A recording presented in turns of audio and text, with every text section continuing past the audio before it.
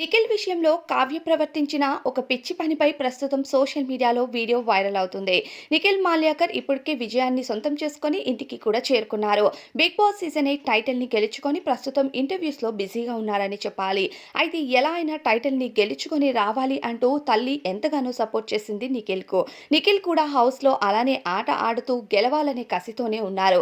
అది చూసిన జనాలకు నిఖిల్ మాల్యాకర్ ప్రవర్తన బాగా నచ్చడంతో ఓట్లు వేసి విజయాన్ని సొంతం చేశారు. ఇక ఈ తరుణంలోనే నిఖిల్ అలానే కావ్యకి సంబంధించిన కొన్ని వీడియోస్ అయితే బాగా వైరల్ అవుతున్నాయి. బయటికి రాగానే కావ్యని కలుస్తానని, కావ్యతో ఉన్న ప్రేమను కొనసాగిస్తానంటూ నిఖిల్ తెలియజేశాడు.